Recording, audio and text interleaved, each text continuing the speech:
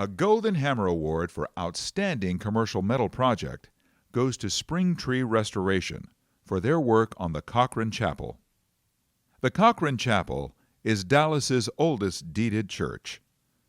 The 26-foot fiberglass steeple collapsed following a wind event. Committed to preserving the site's historical integrity, Springtree Restoration and the church deacons faithfully replicated the original steeple. The intricate project involved a comprehensive overhaul. Additionally, a new 30-foot steeple was incorporated into the restoration efforts.